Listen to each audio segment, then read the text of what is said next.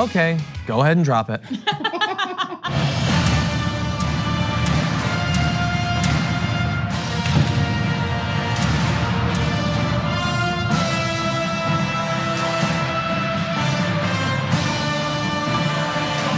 Welcome to the Friday edition of the Young Turks, the Power Panel. I'm John Irola. We have Brooke Thomas, Mark Thompson. That's me, the various Toms that are employed here. That's right. Great to have you here. Try not to get us confused. Thompson, That's Thomas. right. We look a lot alike. Yeah. I will try. Try not to. I will try. Yeah. Different voices. We'll go by sound. Certainly. So anyway, it's going to be a big day.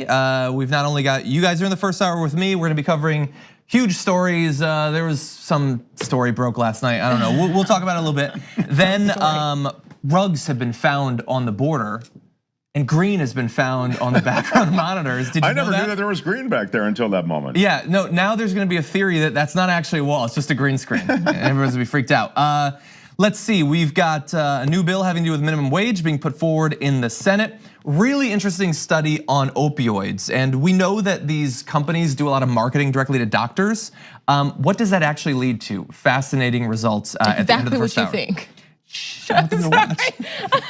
Let the man tell We have the story. evidence. We have the evidence. And then in the second hour, Brett Ehrlich is gonna be taking over, so that should be a lot of fun as well. Yeah, but it's always fun. Yeah, he's got a good track record. No, so I are guess. you. Thank you. Yeah, this is starting off well. You know what? It's good. We'll see you on Monday. Anyway, why don't we John's jump marginal enthusiasm about everything is always wild on a Friday. I agree. I am already looking to the weekend. I just gotta get past this hour, and there's a lot to report There's a on, big so we're gonna do story, that. yeah. There is, so why don't we jump right into that? Last night, BuzzFeed News reported that, according to multiple sources, Donald Trump told his personal lawyer at the time, Michael Cohen, to lie to Congress about the project to build a Trump Tower in Moscow. This, if it turns out to be true, is a felony, and so it is a very significant thing. Before we get into all of the reactions and what might end up happening, let's just give you a little bit of what was included in that reporting. It is available still on BuzzFeed News. There's a good chance that you have already read it, but here is what you need to know. They say that the president personally instructed him to lie by claiming that negotiations ended months earlier than they actually did in order to obscure Trump's involvement. By the way, at a time when he was specifically claiming multiple times to have no attachments of this sort. Trump also supported a plan set up by Cohen to visit Russia during the presidential campaign in order to personally meet President Vladimir Putin and jumpstart the tower negotiations. The sources to BuzzFeed News say that Trump told Cohen, "Make it happen." The two law enforcement sources said he had at least 10 face-to-face meetings with Cohen about the deal during the campaign. So just briefly, this is the same sort of thing that we heard about 2 weeks ago, a month ago, where we found out that Cohen had lied to Congress about the extent and the length of this negotiations around this project. We just had not known up until now why it is that he lied or who ordered him to do that. And now these sources are claiming that there is evidence that it was Donald Trump that did that. Now, of course, suborning perjury or telling a person to lie under oath to Congress is a felony, and obviously obstruction of justice, which we'll get into more.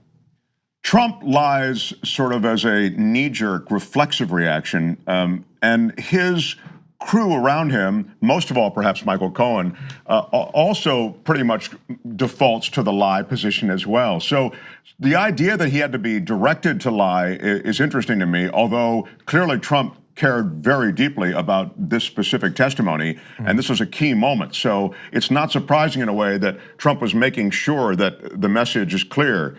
And when I say this, I understand there are attempts to corroborate this story, but let's face it, this doesn't strain credulity, this story, right? It's not like you're going, well, that doesn't sound like them. I mean, it sounds very much like them. This story, in a sense, reinforces everything we already knew about the Trump team. This story, everything surrounding this situation this story has changed over and over and over again, which actually just means they've lied over and over and over again. What bothers me most about this is what are we waiting on? I get that BuzzFeed has this report, but it seems like when you get to a point to where if you're investigating this entire situation, if you get to a point where something like this comes up and something like this is clear, that the country needs to know about it officially.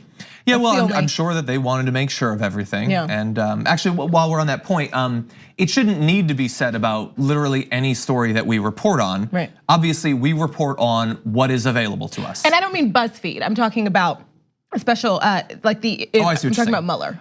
Then I think you're expressing the feelings of many people. Actually, Yeah. what are you doing to Mueller? But yeah, obviously we're reporting on a story as presented. If a story turns out not to be true, then that obviously changes things. That is, I guess, a caveat that needs to be added to any story, but is not added to most stories. It's just that when it's a story that is critical of the president, people become very particular about the presentation of evidence. So why don't we launch into that briefly? So according to BuzzFeed News, the special counsel's office learned about Trump's directive for Cohen to lie to Congress through interviews with multiple witnesses from the Trump organization and internal company emails, text messages, and a cache of other documents. Cohen then acknowledged those instructions during his interviews with that office. So initially, they found out about this order, not from Michael Cohen, but from other people working in the Trump organization that are not identified yet. But we do know that some of the highest up individuals in the Trump organization have been granted immunity by the special counsel's office, hypothetically, to talk about these sorts of things. They also then found documents showing this happening. They presented that to Cohen, who then confirmed it. So you will see as we show some of the responses of this story, many people are going to claim this is a stupid story because Michael Cohen is a liar. I'm with you on the lying. He's a big liar. That's why Donald Trump paid him for so long. But this story is not either primarily or uniformly given to us as a result of what Michael Cohen has said or done. He simply confirmed a documented paper trail. He also hasn't been as helpful to the feds as Donald Trump would like you to believe, which is fascinating. And they've complained about that. He's right, yeah. Yeah, exactly. Now, why don't we go to a video of Jason Leopold, one of the reporters for BuzzFeed News, being asked about the extent to which they had access to the actual primary documents that their reporting was eventually based on in this clip. Now, your colleague, who you wrote the story with, says that neither of you, when you talk about those documents, that you guys haven't actually seen them. You haven't seen the documents, the texts, the emails, et cetera. So how confident are you that they actually exist, that this is true? I don't think that we've said that we haven't seen them. Your colleague said on CNN this morning that you were briefed on these documents by those law enforcement sources that you referenced. Can you clarify for me sort of what the status is of that? Sure. We over the course of a year, we've reported pretty extensively on the Trump Moscow project, and we have been.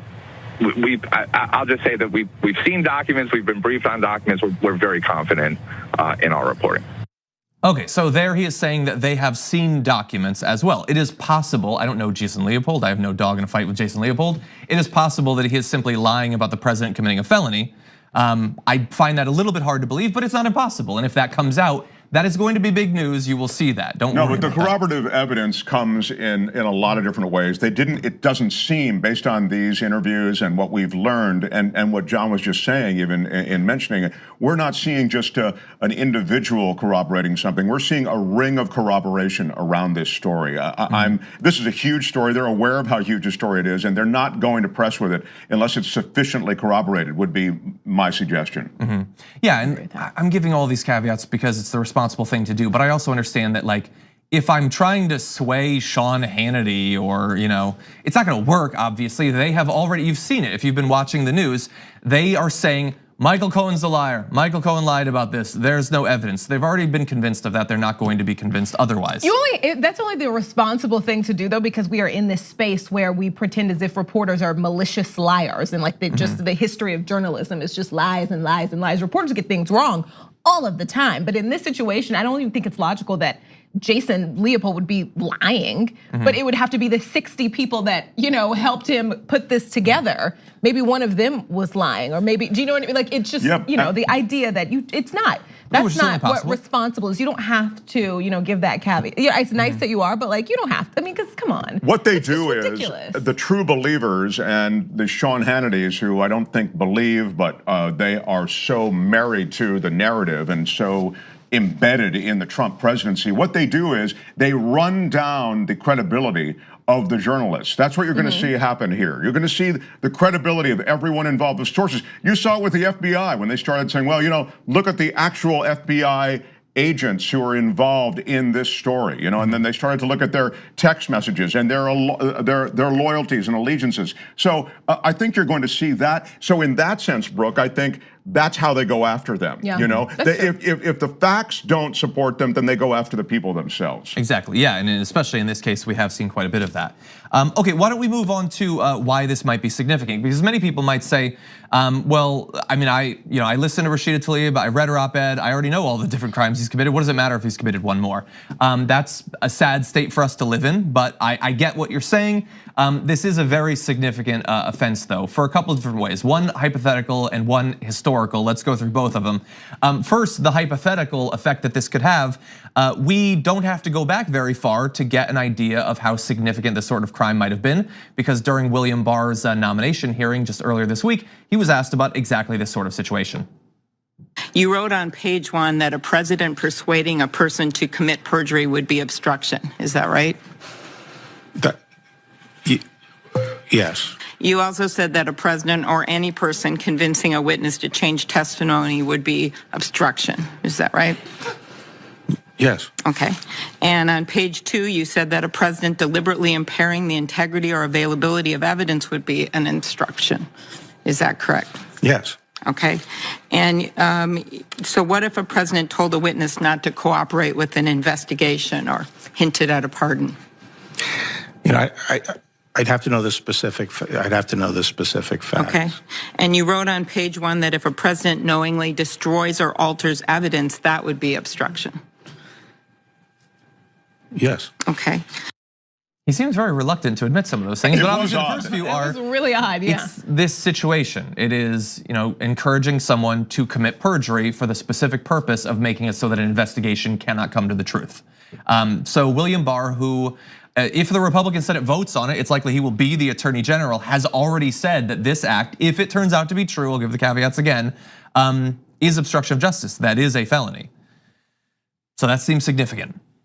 Yeah, look, first of all, the reason he's reluctant is he's no fool. He understands that the world is watching his responses and he's trying to be as circumspect as he can be.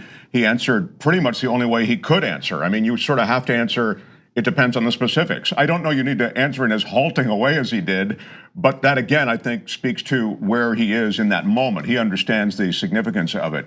I don't know, John. I think that it's hard for him to swim away from this one. He is on the record, and I think it reflects his actual feelings about the law on this. Isn't it so sad, though, that we're even breaking just that down? Like, of course, someone who is a career, attorney would say, it's like we're saying, the mathematician said 2 + 2 is 4. So what do you think about that? It's a strong statement that he made there.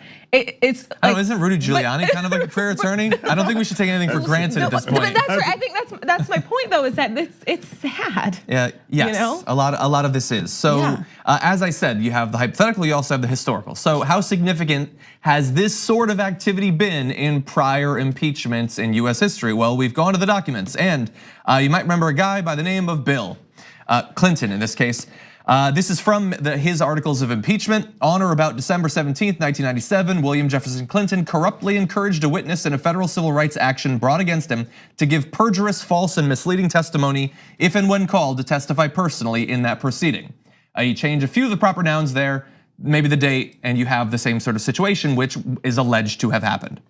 You go back a few decades before that with Richard Nixon. This is from his articles of impeachment.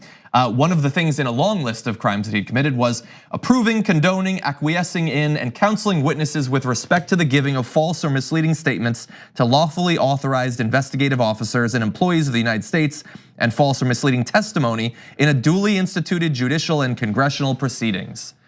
And by the way, historically, there's a lot that eventually took down Nixon, but it was this action actually, which was one of the first ones that eventually started that chain of dominoes. The language is clear.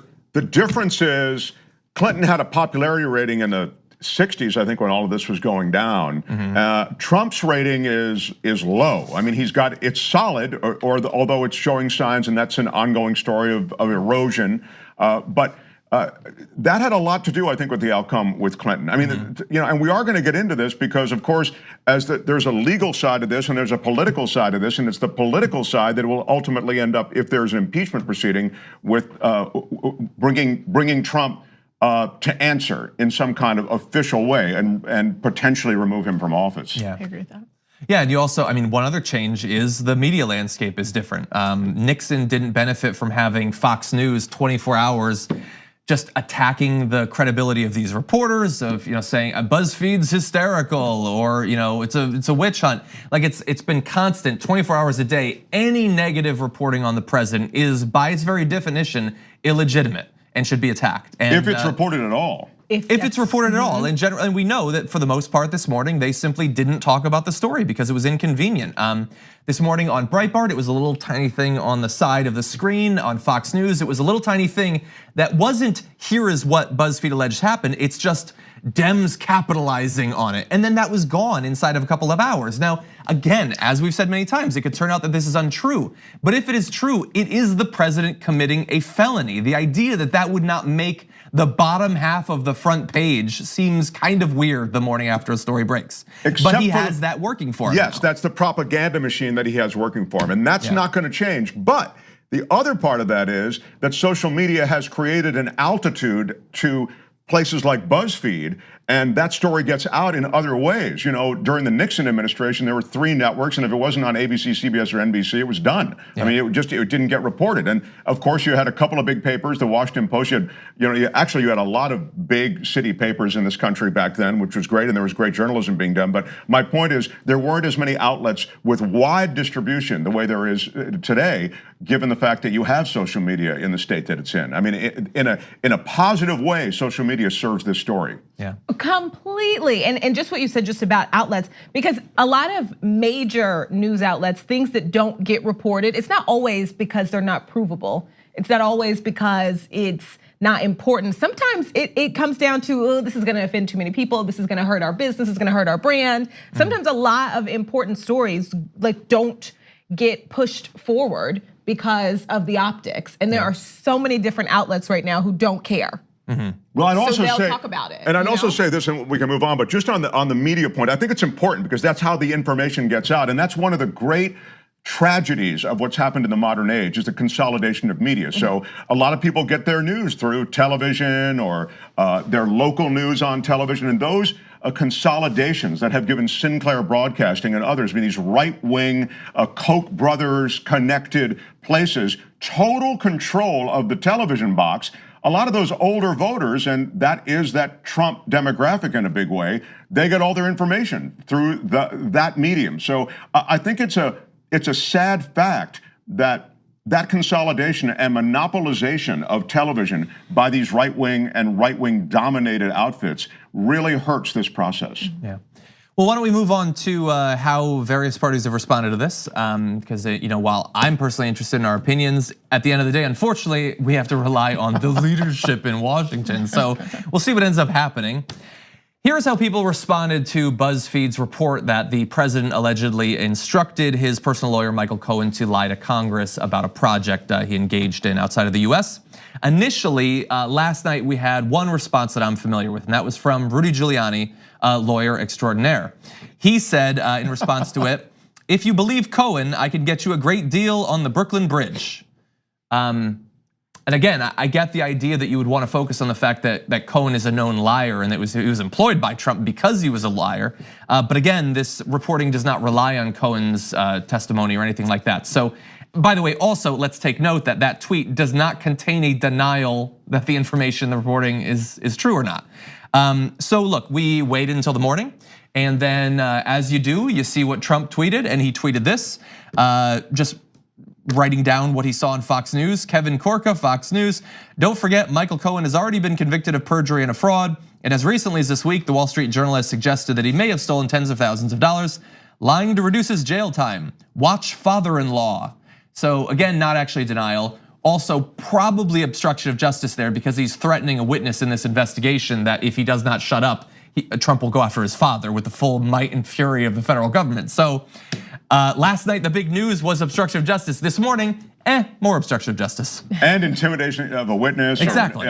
It's Exactly. really, it's gross. It really is grotesque. Yeah, and it went to comical proportions. Now I have to assume that during all this time, the White House was huddled together and they were trying to figure out what they were going to do. In the meantime, they dispatched their surrogates to the media, and it got really weird. So let's go to this first video. This is Hogan Gidley, and the reporters you're gonna see in this video, they do their best to try to get him to just say, is it true or is it false? Really easy to answer that, one would think. How's the president responding to that report this morning? This is absolutely ludicrous that we are giving any type of credence or credibility to a news outlet like BuzzFeed. You're saying the president did not tell Michael Cohen to do that?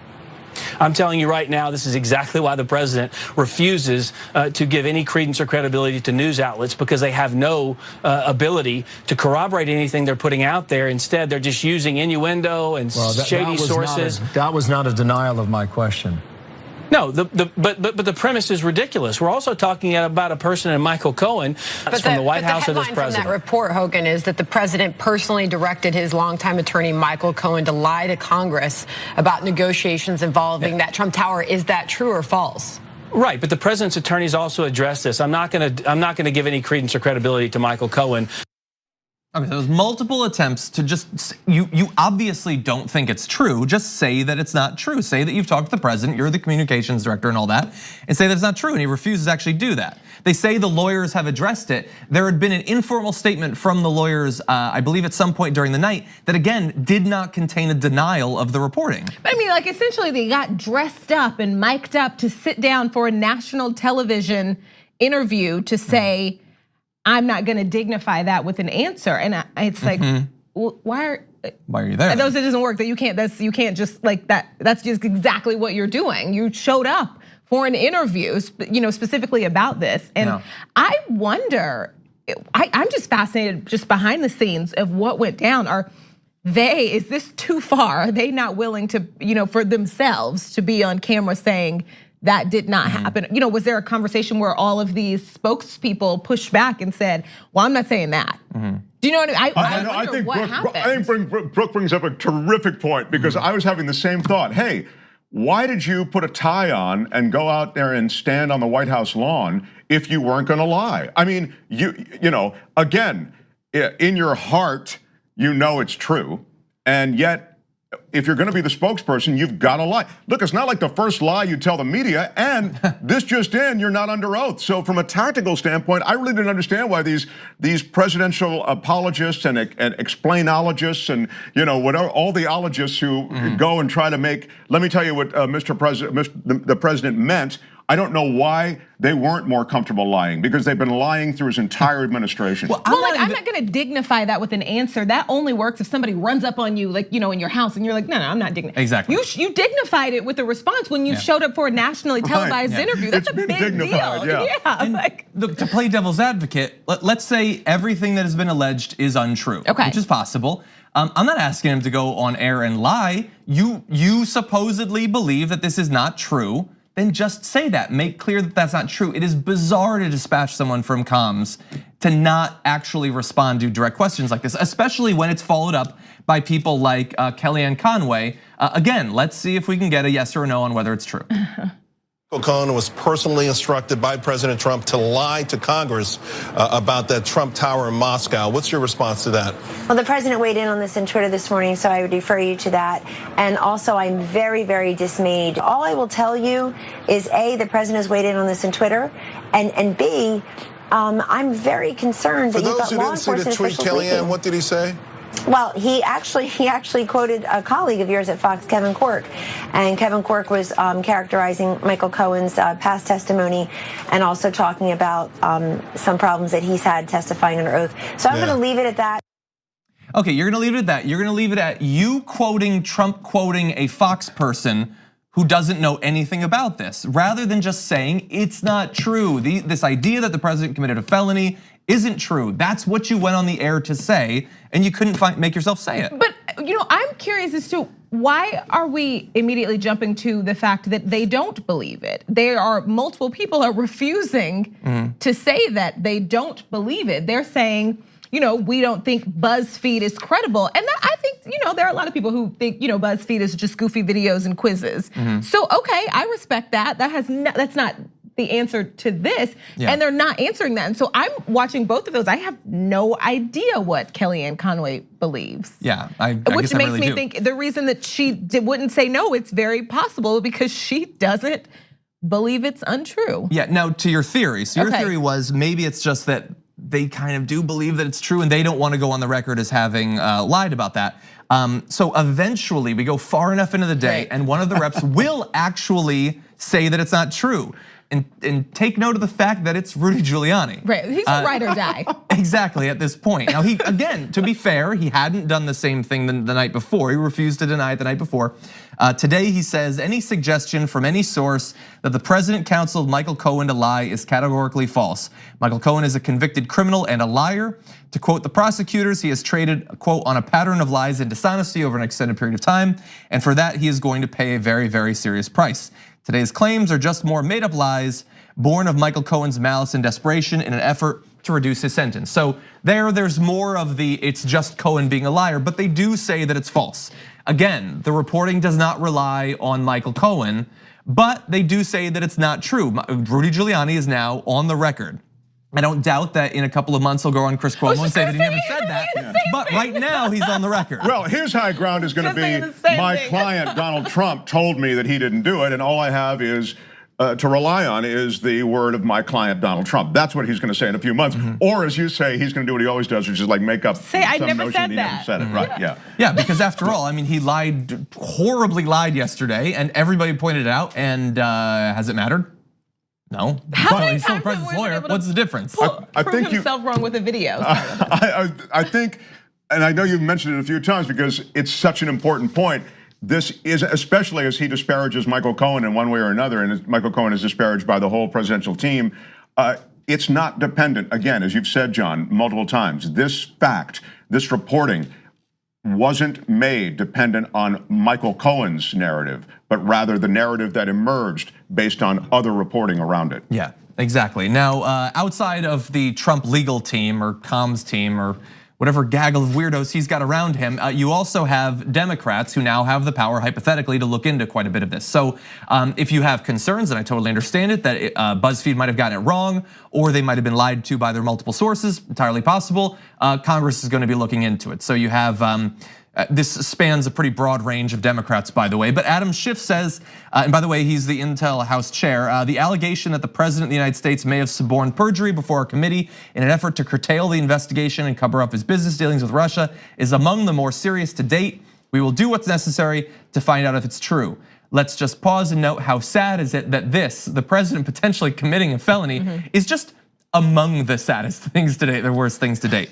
But we go on to Bernie Sanders, who says, if this report is true, Donald Trump committed obstruction of justice, a felony, and a potentially impeachable offense. I'm glad that the House will be investigating this serious issue. And that has been matched by many others who seemingly just since last night are a little bit more willing to talk about impeachment. Now, I would give credit to people like Rashida Tlaib who were talking about it in matters totally unrelated to any of this, mostly having to do with the family separation policy and a number of other things, but whatever it takes to get some people to consider the possibility. We know that the Democrats are perpetually scared of their shadows. So now they're talking about it a little bit more openly.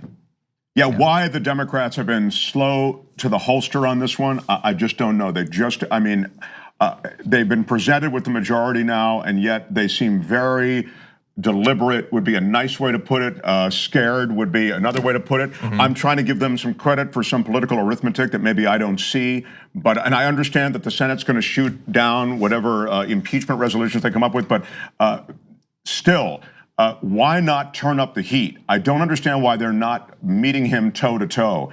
Make his life as difficult as possible. And it's more than about the wall, but because there's a lot of damage that's done in the meantime. So I feel as though sitting here and waiting for the Mueller report, waiting to watch things unfold. I think there gets to be a point where you've waited too long. I mean, the 2020 election is there for you. I mean, and it's tick, tick, tick on that as well.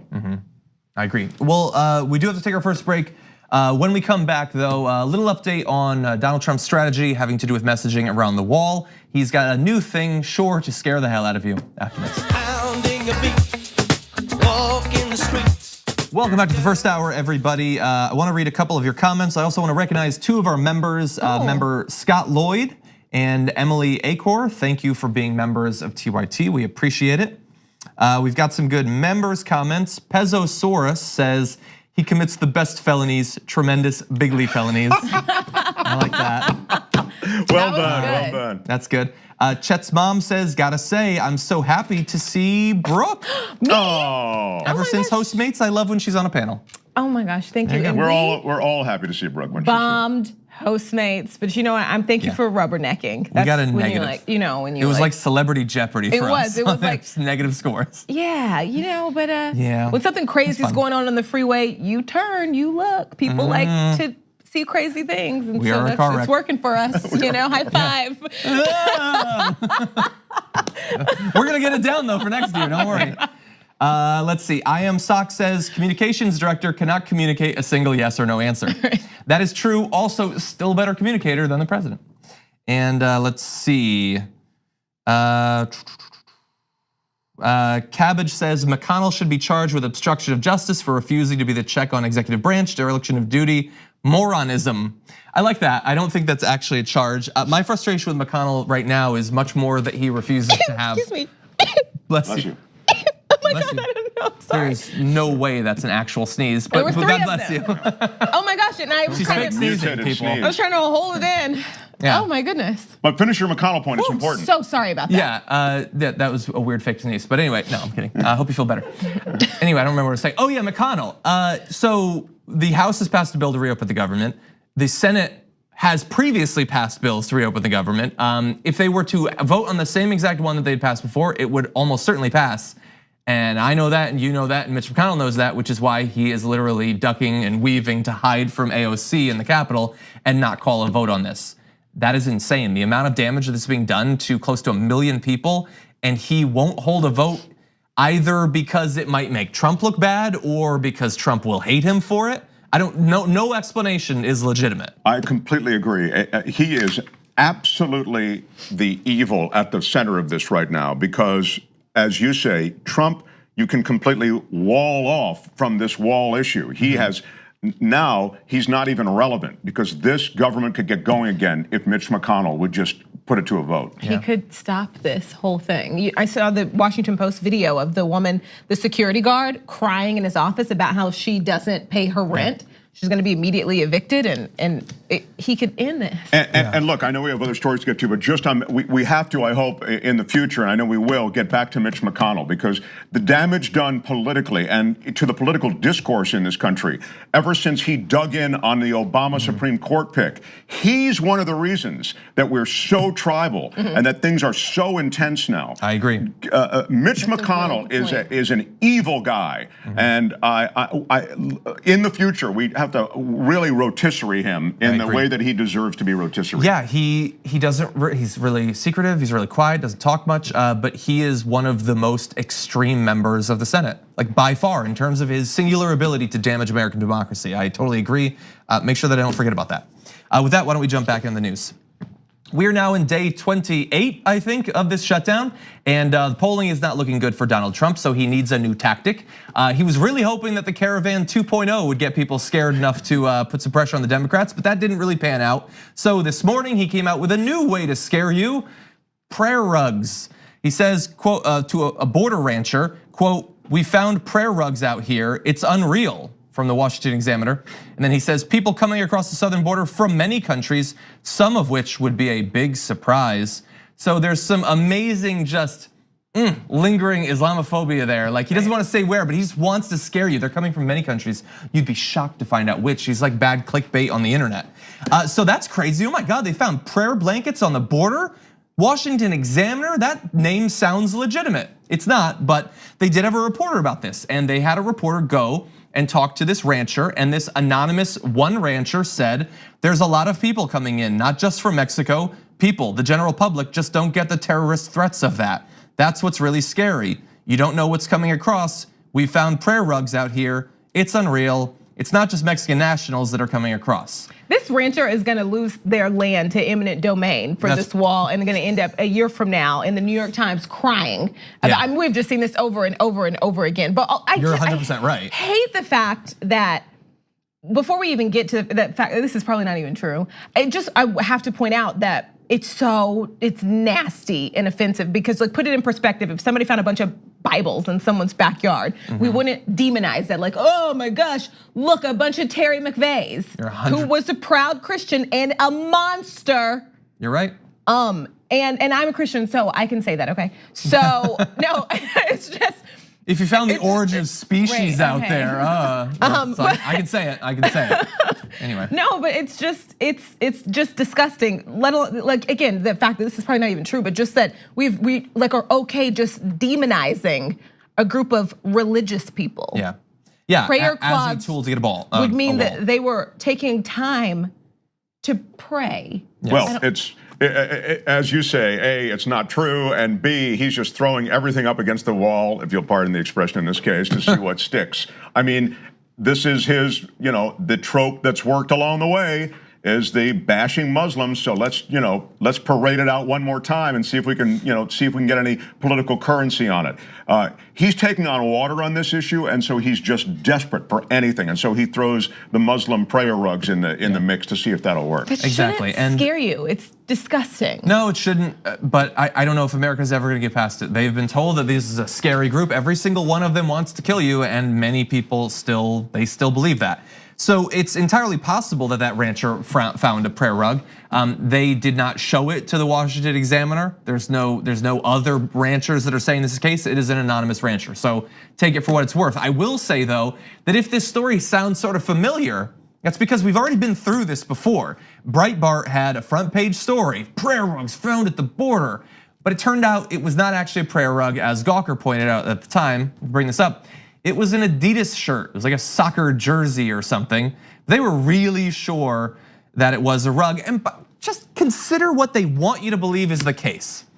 That someone from Syria or whatever says, I really want to blow up the America. So what I'm gonna do is I'm gonna travel over to South America or Latin America. I'm then going to walk hundreds of thousands of miles across the border.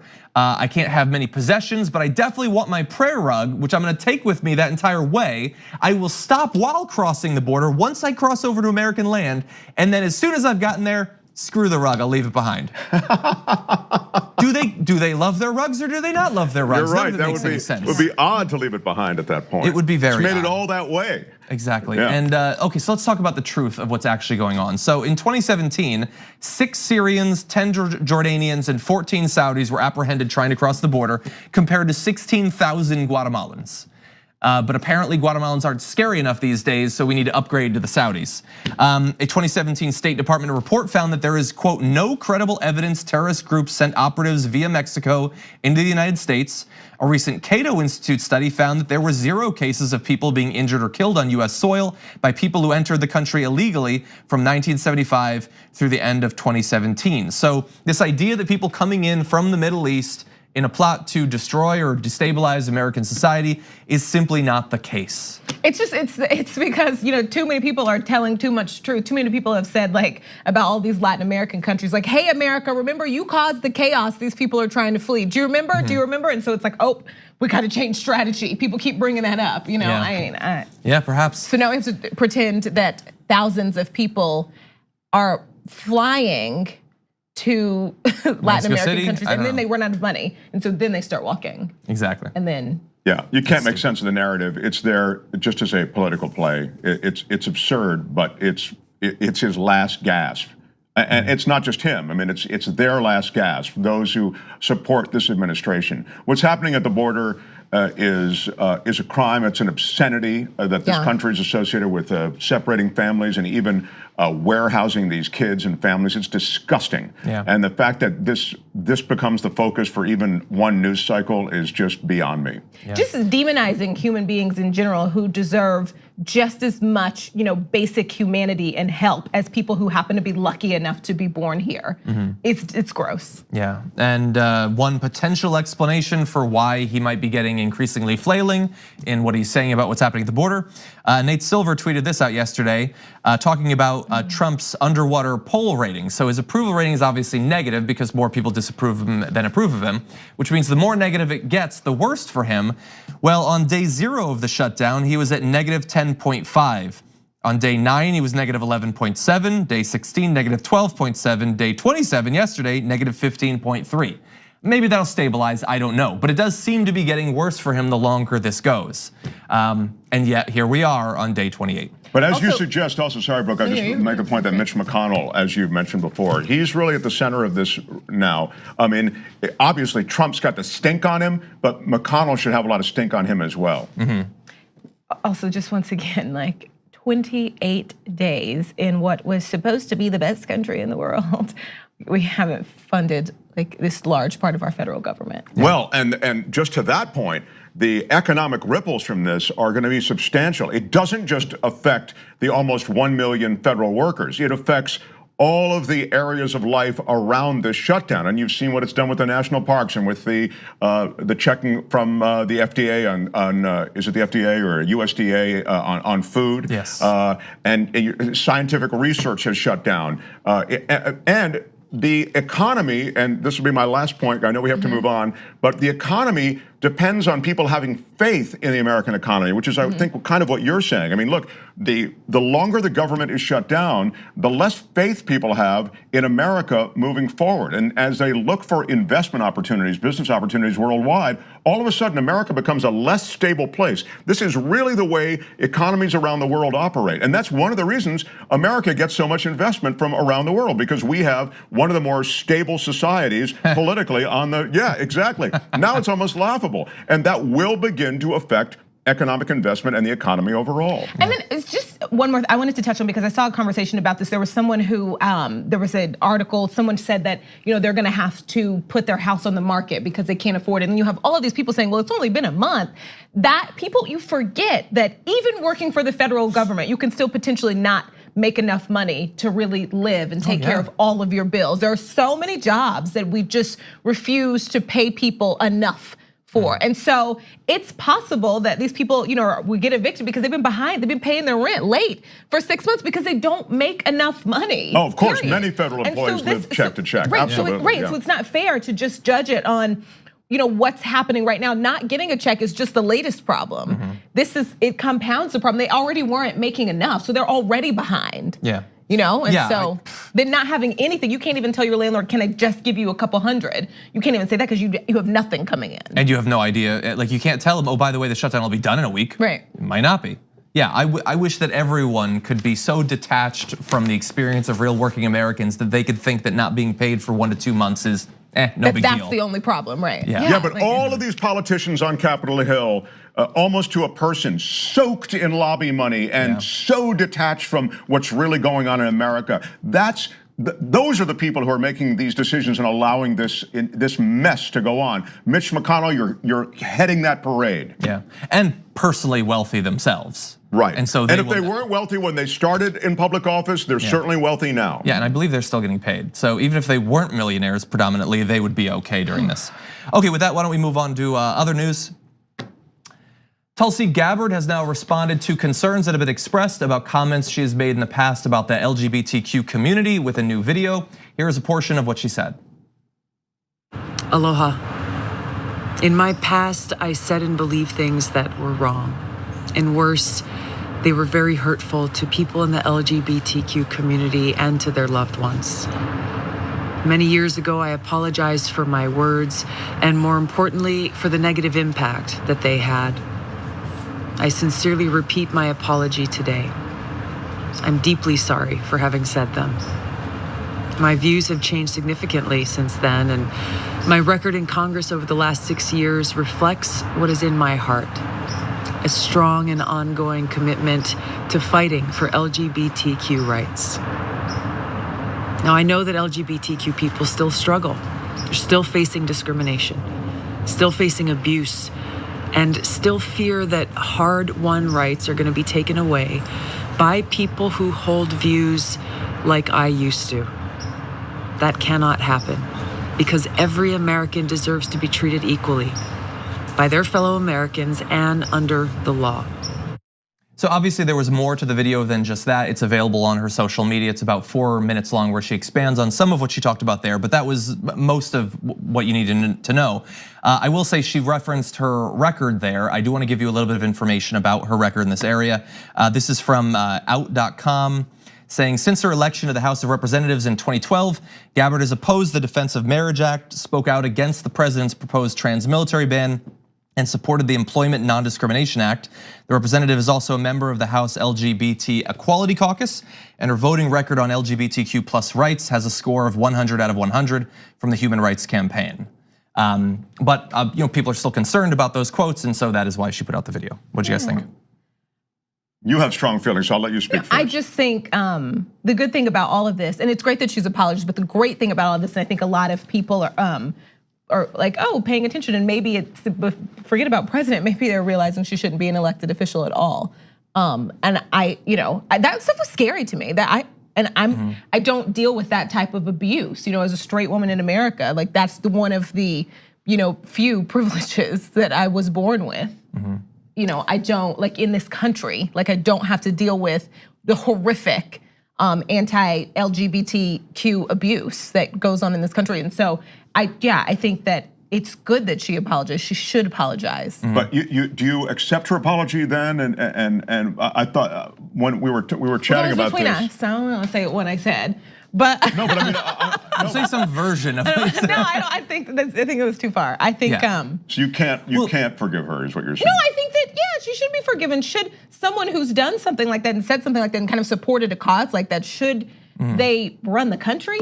Well, look, she says, do those people matter? Yeah. Would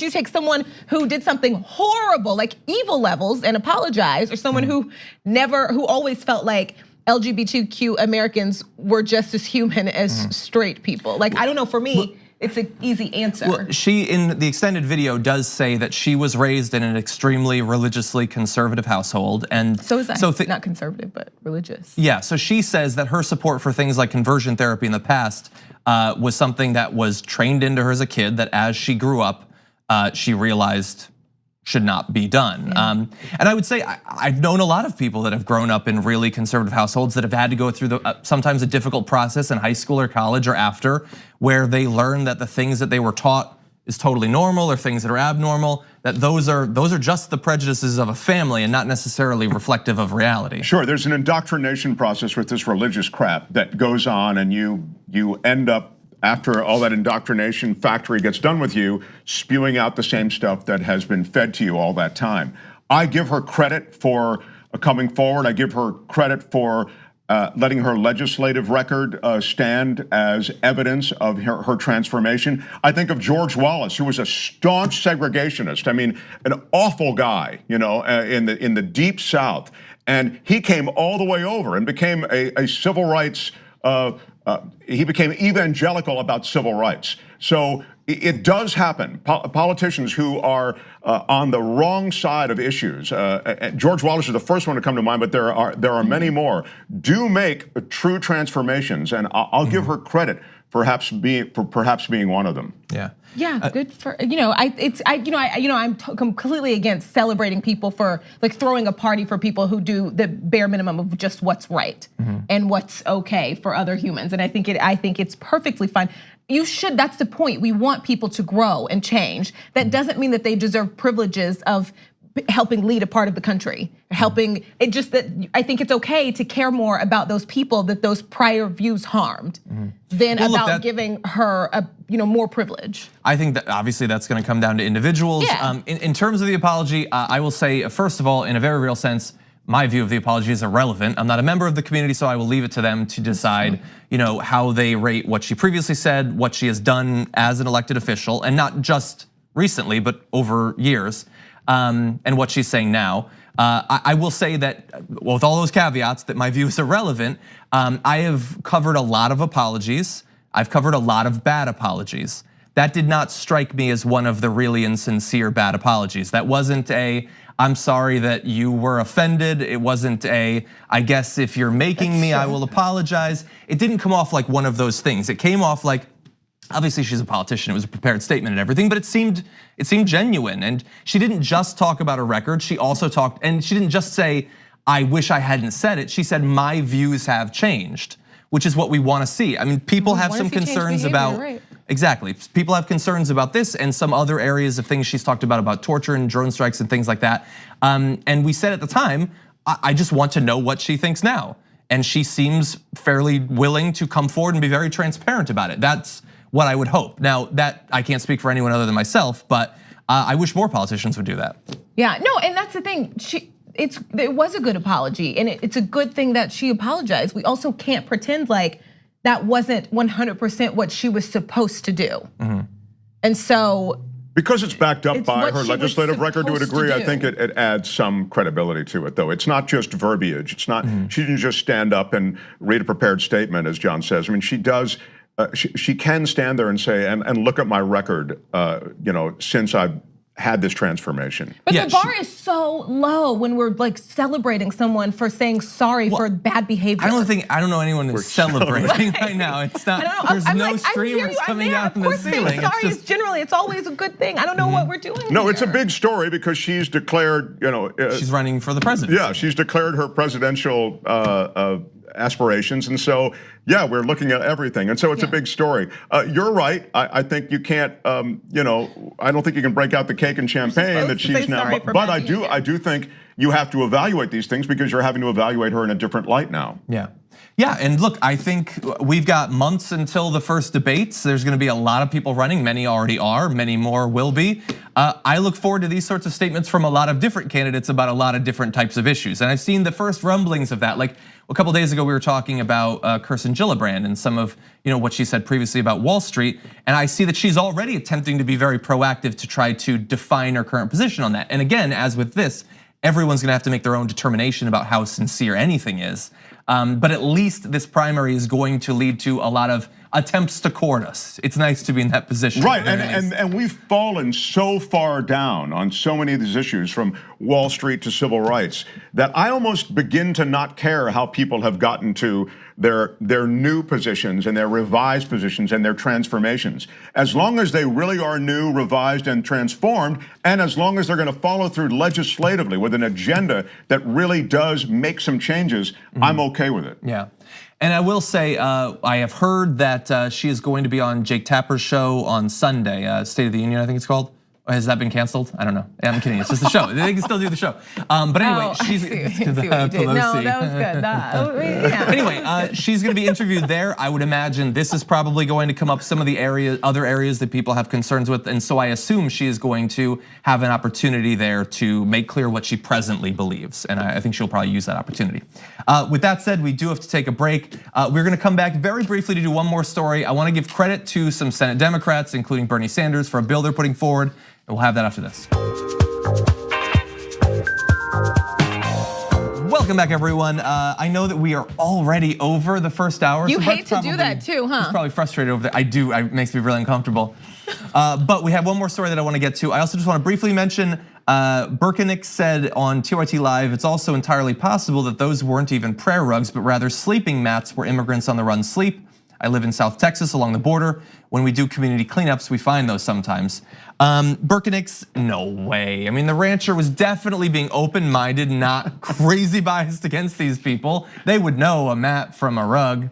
I don't know. I'm glad he said that though, because I thought of the sleeping mat thing, and in the crosstalk I forgot about it. Because I mean, even if it's real, and again, I don't think it is real.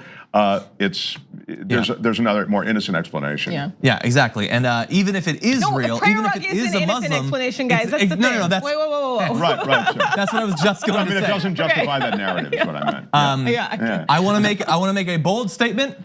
Muslims aren't evil. Right.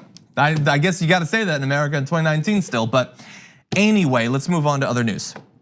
Bernie Sanders and other Democrats have put forward a new bill that would raise the federal minimum wage from $7.25, where it has been for some time, many years, to $15 an hour by 2024. The Raise the Wage Act would also index future increases in the minimum wage to median wage growth and abolish the sub-minimum tipped wage. So it is both getting us to 15, but also ensuring that ideally that will stay the situation. It is no coincidence that in the past when it's raised and then, it's fine, but let's not worry about it ever in the future. I like this much better as a solution, as well as dealing with the sub-minimum tipped wage, which has been an issue in many parts of the country for some time. And in terms of how much this would affect different people, according to research by the Economic Policy Institute, increasing the federal minimum wage to $15 an hour would translate into a raise for nearly 40 million Americans, or roughly 30% of the workforce. And we've talked about it before, about the fact that that would help the economy overall. I mean, the distribution of wealth in this country to those who are not as wealthy is something that's good for the economy overall. So in addition to helping people's standard of living, helping them make get closer to a subsistence wage, in addition to that, it helps all of us. It helps this country if more people are spreading around money because they have it. And it's not a lot of money at that. No, right, and these companies will be okay. McDonald's will be fine. Walmart will be fine. You know, like so fine, real fine. Target will be fine. These employers will be fine. The argument you hear though from small business owners, and I've heard it. That's why when I've made this argument before, they say you don't understand. It could put us under. We don't, that's a huge amount of money that we're now going to have to be out of pocket for, and we don't know that we can sustain it. So that's, it's in that tug of war that this debate exists. But the argument against that is not that, like, I mean, unfortunate, and I hate to say that, but it's like, it's still not, the fact that, like, then you're, I don't feel comfortable saying it. Well, what I would say is, I get it. Your business is going to have to pay out more money, right? The economic framework that these small businesses operate in is going to change. All businesses are going to change, but your employees are going to be happier, more productive, and it's going to help the overall economy. Yeah, maybe they won't show up to work hungry. Like we're not talking about they're going to get to go to the movies more. They're going to get to like buy designer clothes. Like maybe they'll get to pay their co-payments for their medicine. Maybe they'll get to pay their rent on time. Like that's. And also, there had been, before we had these experiments, there were the people saying this will kill employment, jobs will be lost. The unfortunate thing for them is that we have tried this now in a number of different cities across the country. And there have been follow-up studies showing, for instance, in Seattle, like I'm not gonna summarize all of it, but you can go through these and show that those fears are wildly overstated. And that is why more and more states and cities are raising their minimum wage. As we get more data, the fears that are generally being pushed by the wealthiest people in our society to begin with show to not actually have much underlying them. So while I think this is a good bill, unfortunately, as I said in that last graphic, this would provide a raise to 30% of the workforce. So you will not be surprised to find out that it's expected to have a very hard time getting through the Senate. It only benefits 40 million Americans. Why would it ever work?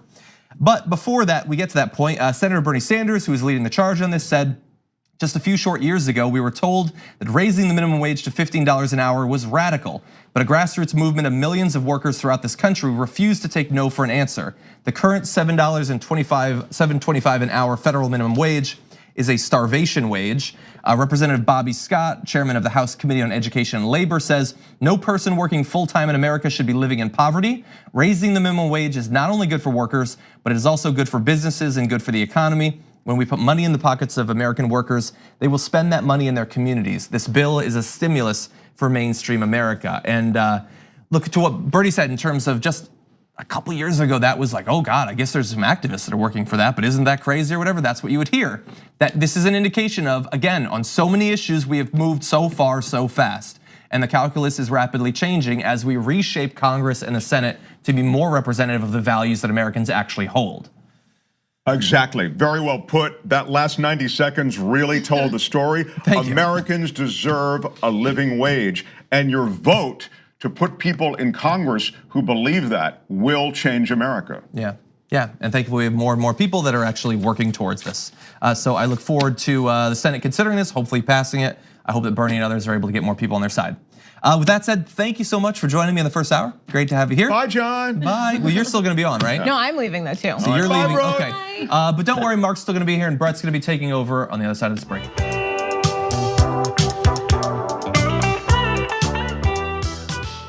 Thanks for listening to Smooth Jazz Radio. It's about time that we drop it.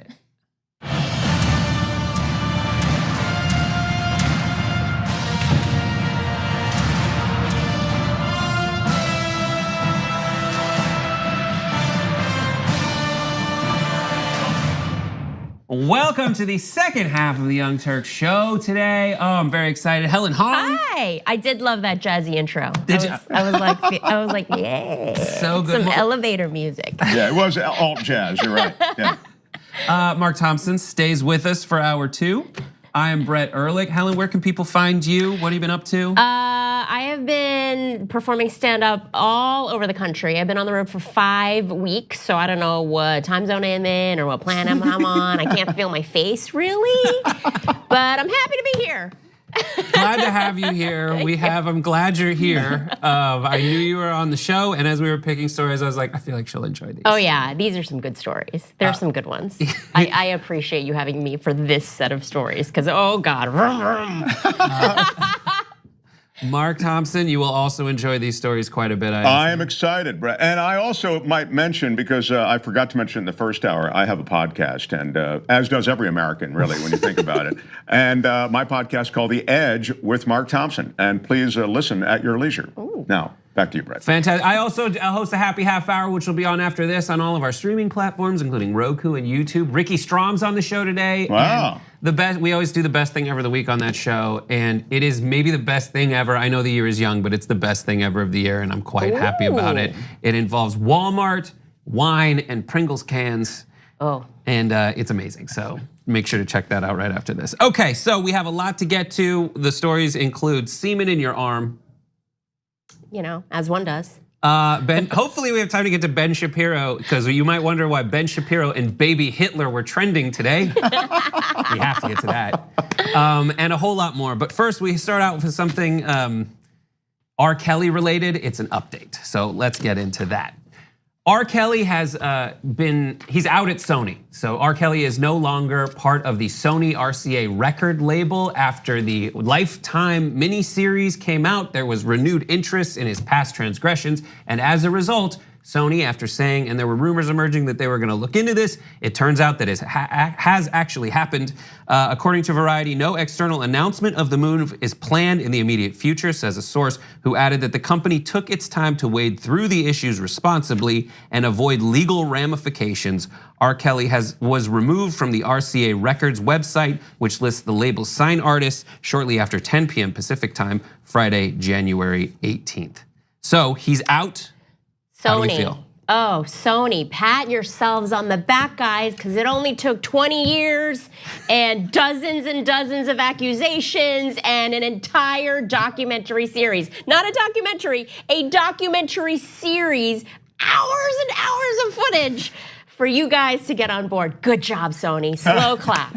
Slow clap for Sony. Slow clap. Helen's so right. It's that they would come to this conclusion as a result of some kind of investigation. Come on, it's been common knowledge. Their investigation was, how much damage is this guy doing to us right now? Oh, it's reached the tipping point, so we've got to drop him. That was the investigation. That's exactly right. Has anyone watched the entire documentary series? No. Or part of it? Well, we were talking about it out there. It's like, once you get the first hour, you get it. That's exactly the experience. Is first, I thought it was just a documentary. I thought I was in for 90 minutes. I love documentaries. I love true crime documentaries. I'm super into them.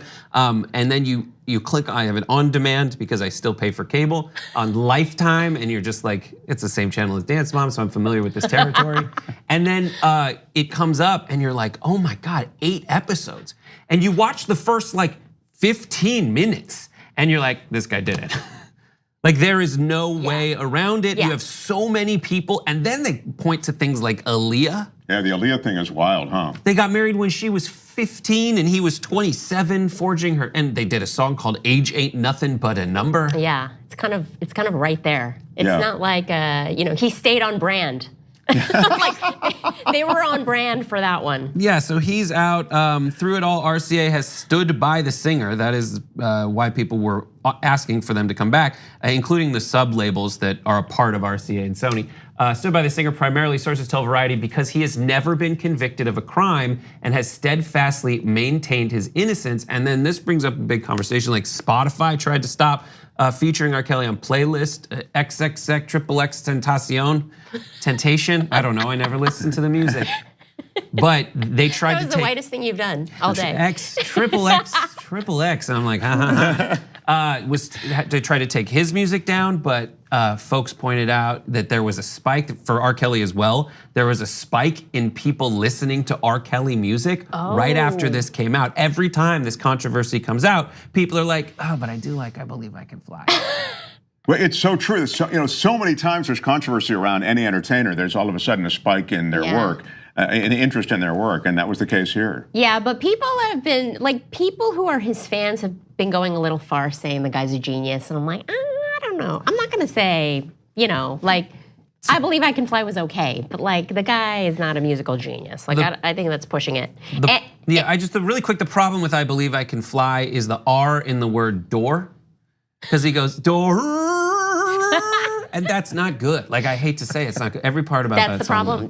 It's not the problem that the guy is a child molester. No, when he mispronounced the word door, I was That out. was it, right. For Brett, that was the thing that did it. That was the tipping point. The R. I've had enough to hear with you, and now I'm over.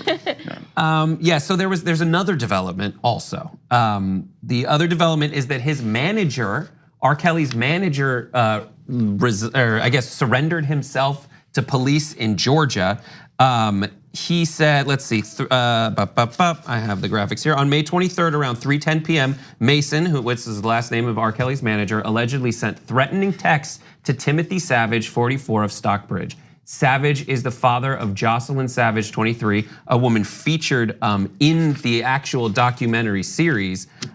Mason also allegedly made a threatening phone call to Timothy Savage while a Henry County police officer was present. Wow. So that takes some— the bonkers thing about this whole story is there's so much evidence, right? Like, if I walk into a CVS right now and try to steal a pair of sunglasses, I will get arrested and prosecuted for theft. Yeah. Like, that's all it takes. This guy is like 20 years worth of evidence again, and still we can't get this guy, really?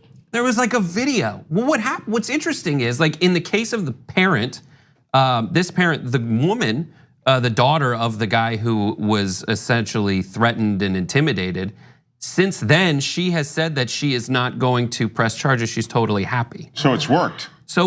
And that's like, the father basically said that my daughter was part of a sex cult run by R. Kelly. She was indoctrinated fully. Wow.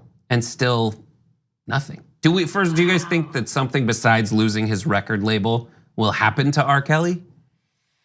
I don't know. I mean, he must have some really amazing hypnosis powers. Now, he does seem bulletproof as hell. I mean, I don't know why something hasn't happened to this point. Well, because it's the women won't testify against him. That's the biggest problem, is that the victims won't testify because he's got some weird, like, Scientology mind meld juju going on, or maybe he's paying them off in some I don't understand, but it's that these women won't, and without the women, you can't really nail him. Yeah, the woman, the girl in the P-tape, the old P-tape, not the P-tape you think of now since Trump, the OG, the prequel, the pequel.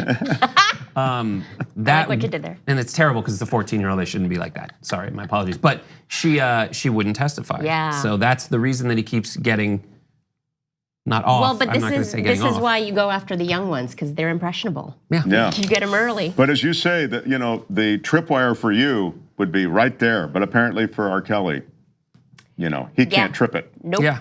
Well, that's an update.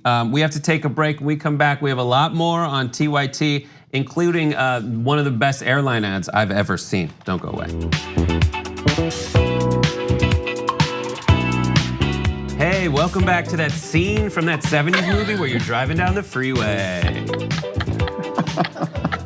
It is. There is somebody somebody back there picking the music today that's like, yeah. It's Bart, and he always picks the best jams. Oh, Yeah, it's always the same DJ. Welcome back, everybody. First thing I want to say is stay tuned for those watching this stream. And members, I don't know who gets these things. It's my bad. I lost the page I'm supposed to have, but I was on it.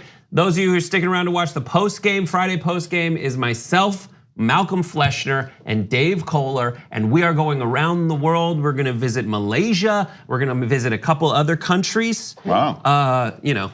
Through showing maps of them on the screen, but we will go do a bunch of games, bunch of cool stuff. So that's coming up after this. And don't forget to listen to our podcast network, which is No Filter, Happy Half Hour, a bunch of other stuff. We have Pitchfork is a new one you should check out. Go listen to and watch all that, as well as the Edge podcast. Okay, so here we go. I'm gonna do a few TYT lives. It's 2019, says Steve Alvarez, and the US government is fear-mongering and lying about brown people to distract from corporate theft. I could read that any day on this show and it would apply. That's true. Burkinix writes, it's also entirely possible regarding the prayer rug story that those weren't even prayer rugs, but rather sleeping mats where immigrants on the run sleep. They said that they found Muslim prayer rugs in the middle of the desert between America and Mexico, and then there's no backup for that at all. Anyways, I live in South Texas along the border. When we do community cleanups, we find those sometimes. So that's called a primary source.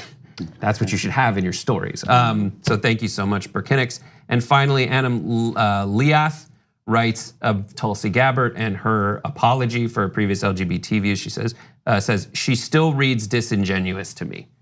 So jury's still out. Watch the damage report. We also talked about that on the show. Okay, let's get into it. We're gonna get a little happier here than the R. Kelly story. This is the best airline ad I've seen in quite some time. It comes from Aeromexico. It is a Mexican airline, and they have a problem. And their problem is they don't have enough Americans flying to Mexico, or so they set up in this ad. And so they're out to get more Americans to visit Mexico. But first, they want to see, what the Americans think of Mexico. So they go to essentially what would be considered a flyover state to interview some. Here's the beginning of that ad. Mexico's first destination is America. But America's first destination is not Mexico. So we went to a typical American town to ask why they don't consider Mexico an option to travel to. Would you consider going to Mexico? No way. The idea of going to Mexico is not something that I would foresee. That's not my cup of tea. Let me stay here in peace and let those folks stay on their side of the border. Do you like tequila? Yes. Do you like burritos? Yeah. Do you like Mexico? No. Okay. So good. That's how people feel about so Mexico. What are our feelings about those people just from watching that part of Those people aren't leaving that little community that they're in. That was hilarious. I mean, those people, right? Those people don't have passports. Those people they're not going anywhere. They're not going to the next state over where Bubba lives. Exactly. They haven't left a 20-mile radius of where they were born, let alone another country. Jeez. So because of that very situation, Aeromexico wanted to find a way to incentivize them to visit America. So what they did is they gave DNA tests to those individuals because by their calculations, a lot of Americans in Texas, which this was filmed in, don't know how much Mexican blood they actually have. So they gave them DNA tests and offered them discounts based on what percentage of their DNA was of Mexican descent. So how much, if you're 17% Mexican, you get a 17% discount. Here's how that played out. The more Mexican they are, the more discount they get. Joshua, you are 18% Mexican. Oh, wow. So you get 18% off to fly to Mexico. Charlotte, you are 14.4% Mexican. You're 22% Mexican. That is. You are 18% Mexican. Well, that's better than you. So you get 22% off to fly to Mexico. Oh, come on now. Seriously? Okay. That's for real. So what if I want to take my wife? Sorry, Betsy. You're only 3% Mexican.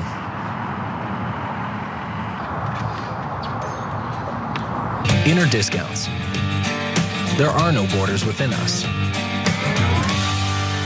Yeah, I go to Mexico if they had Taco Bells on the street corners down there.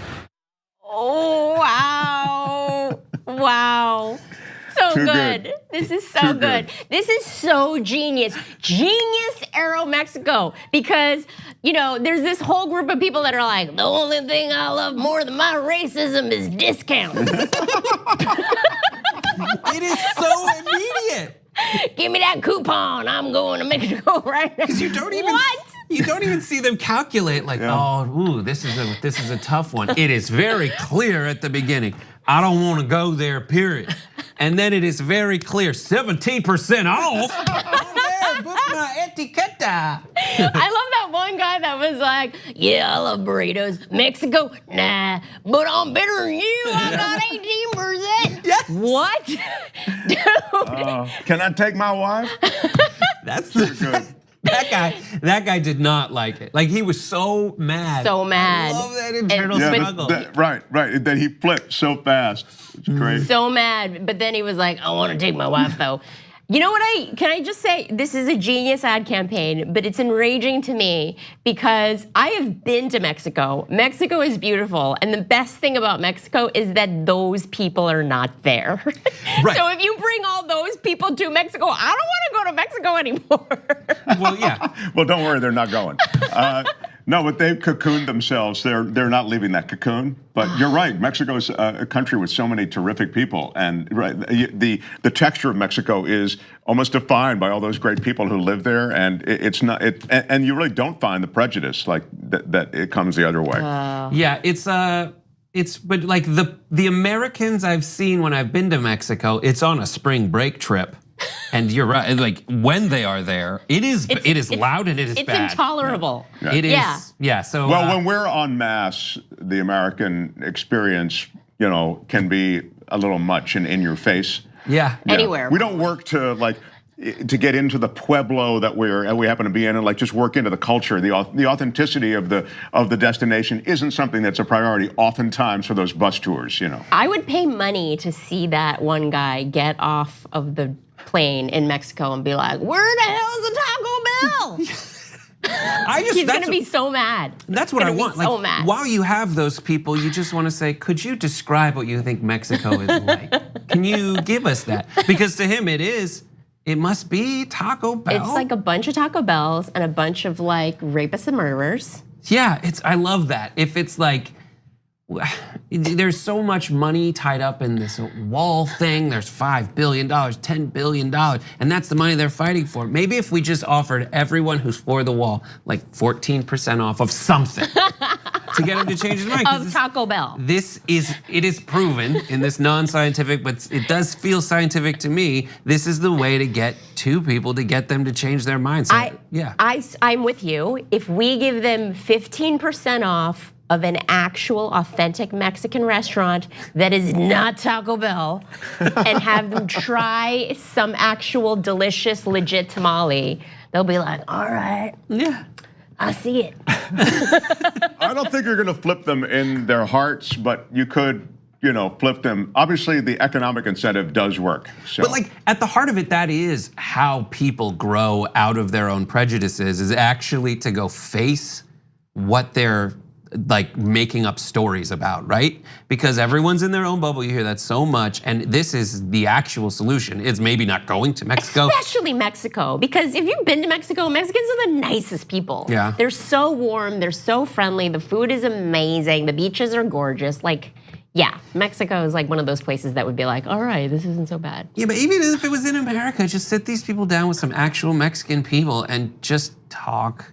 And that's it. And I think that's what Aeromexico should do in the future. Is I want to see a multi-part series with all of these people as they slowly change and grow. The video got 306,000 views very quickly, so it was trending.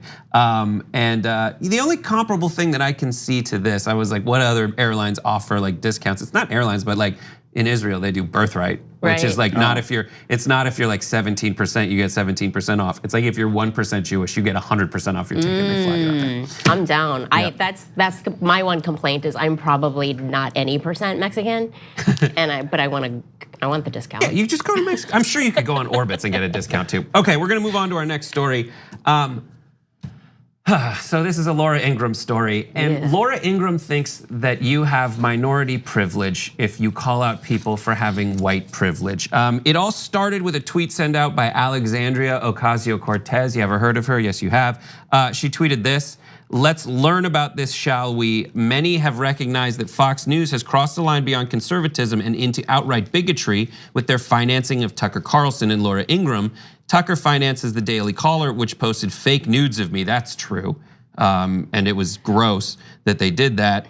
Here's a breakdown, and she tweeted that. But basically calling out Fox for financing what are at least 2 examples of people who cater to white supremacist audiences, and it's clear as day. It is so thinly veiled that you just see right through it. So here she is on her podcast explaining her position on what AOC had said. So when you can't debate a point, you throw back white privilege you can't understand, and then there's nowhere for that person to go. You shut down debate. Alexandria Ocasio-Cortez is trying that little trick on Tucker Carlson and me. She's out there saying it's amazing that people like this, paraphrasing in Twitter, people like this can even make a living. These racists at Fox. Oh, really? You don't know me. Don't judge me. My authentic self has a right to speak and exist and make a living just like your, quote, authentic self, whatever that is, progressive, Marxist, socialist, whatever you want to call it. It's like whatever you want to call it. Yeah, right. But here's the thing. First of all, if an actor or an actress says, "You don't know me," that's one thing. But Laura Ingraham is on her show and Fox for a grand total of like 60 hours a day. Yeah, we know you. Talking about her feelings on stuff, and you learn a lot from that. Yeah. Biatch, we know you. Yeah, and it's like you're talking nonstop. And you have to choose either like I take you at face value for whatever you say, which is one thing, and judging by what you choose to cover and what you talk about, that is a white supremacist instinct you're catering to. In terms of knowing you personally, however, I will say that is kind of true because I frequently get you mixed up with Ann Coulter, and I don't know which is which, period, half the time. But that's, with her, it's just very frustrating. No, and I think you really actually make the key point, which is that's not a fair comeback because she is so out there, Laura Ingraham, with her views. So at least when it comes to racism and white privilege and her discussion around issues that involve minorities and civil rights, I mean, all of that stuff's out there night after night after night. So there's really not a lot to that argument, "You don't know me." I mean, it's true, we don't know you, but we know what you say, and your rhetoric would reflect what AOC is saying. As a racial minority myself, I will say I enjoy the minority privilege of not making as much money as white people do or having as many rights as y'all do. I mean, I am basking in my minority privilege, let me tell you. I love it.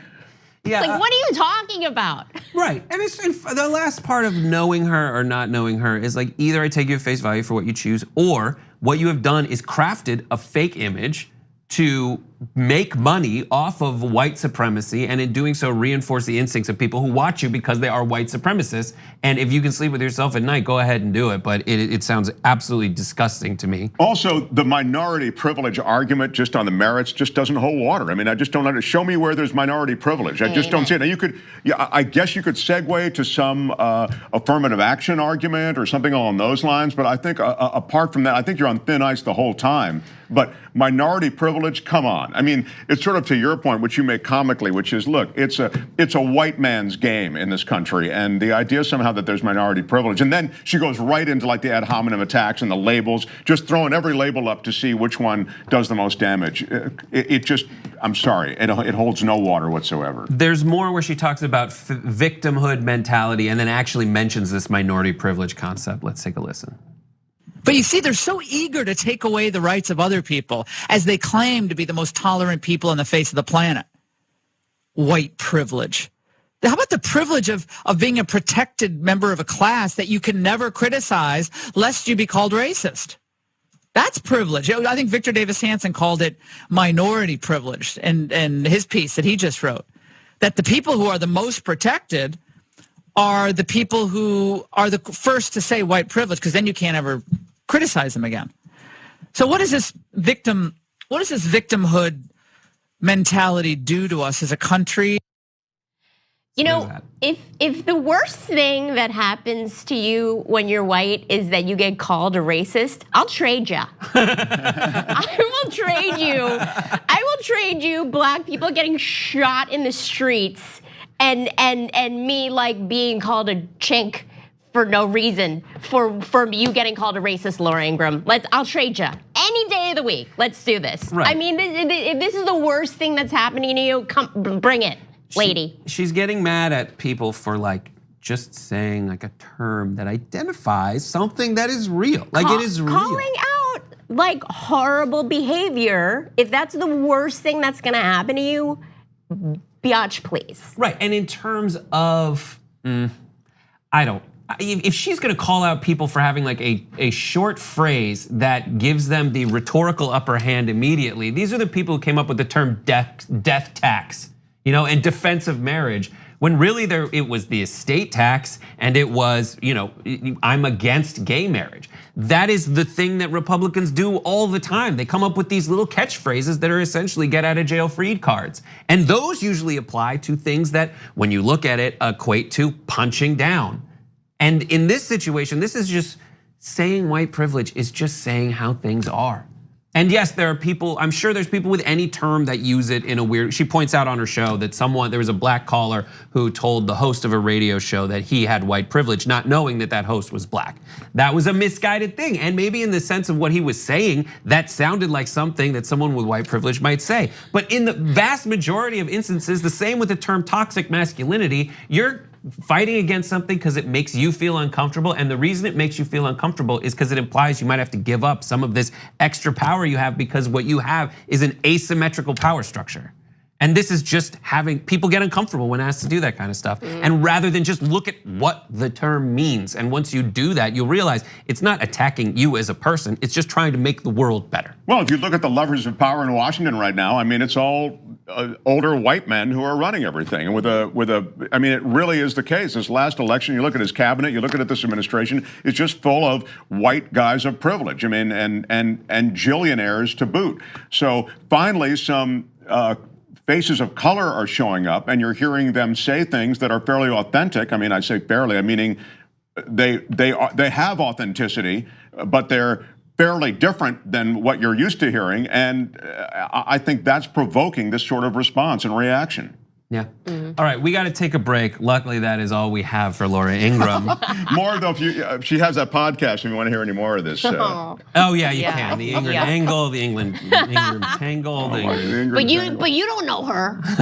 You don't know her. Yeah, that's her other podcast. You don't know me. Yeah. All right, get to know us more by coming back after this, where we talk about semen and I hope Ben Shapiro. Expecting the Village people to come out. I feel like I should be on roller skates. That's what I was thinking. Like we should be like Xanadu reference. Welcome to the dance fight on roller skate scene. Like we should all be like. I actually can't roller skate. Oh God, we should just have bed music on this show, especially on Fridays. This is the last little segment of the show. We don't have a lot of time, so let's get into it. You may not read the Irish Medical Journal, but if you did, you were in for one heck of a story surrounding a man that came up with a certain homeopathic at-home remedy that was the worst idea he could possibly have come up with. We're gonna show you a photo. Here, I think this is his x-ray or his arm, so that's his x-ray. This guy came in complaining of back pain to the doctor, and they found out through x-rays that he had like a pocket of air under his arm. And then when they looked at it without the x-ray, there is another picture that just shows that there is swelling, his arm looks red, he had a problem. Why was that?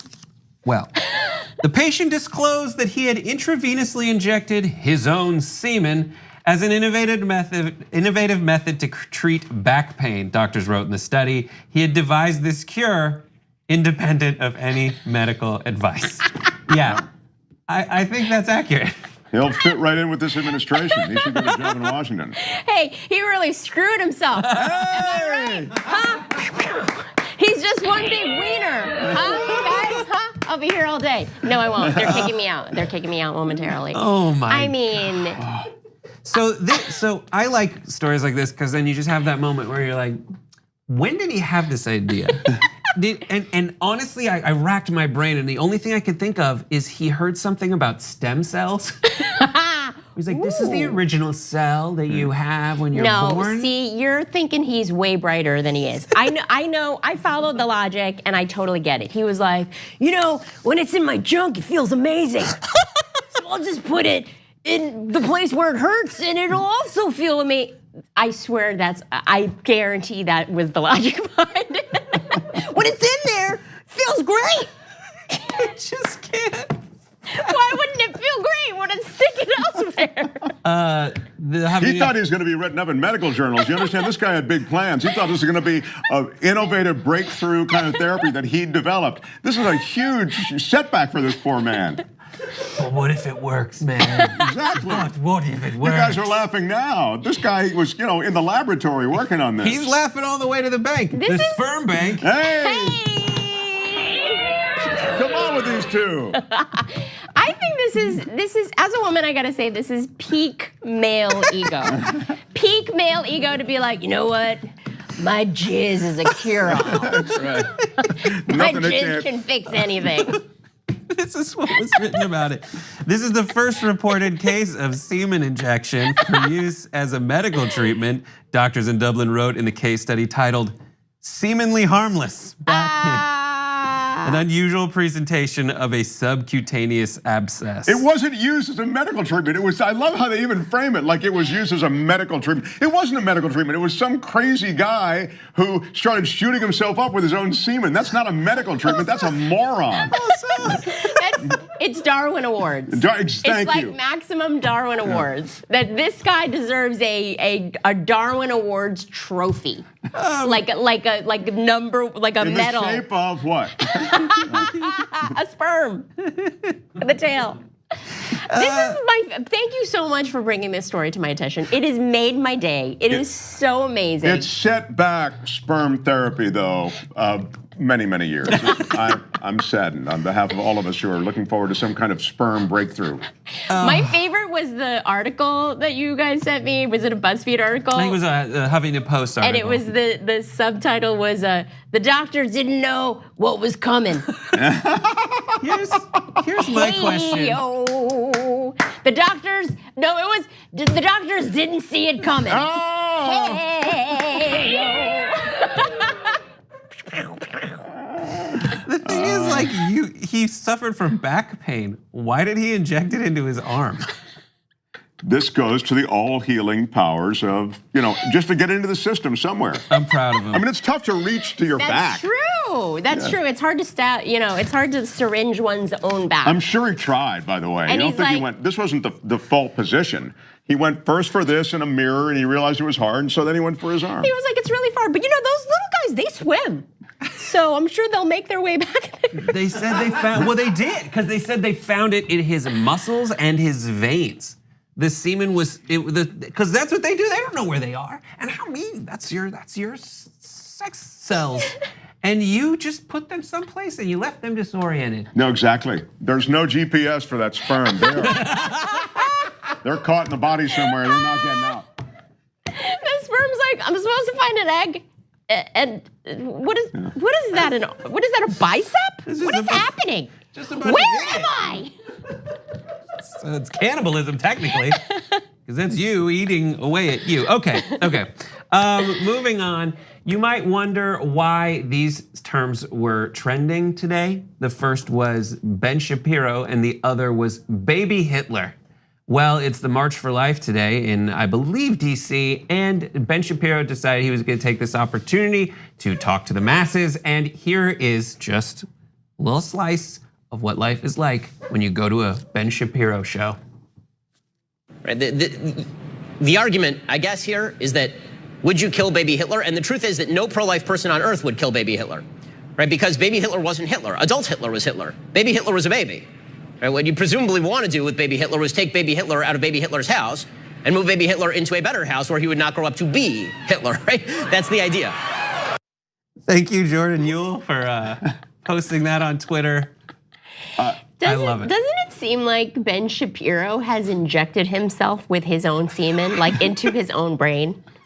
Ben Shapiro, look, first of all, let me just talk about the baby Hitler thing for a second. I can't believe I just said that.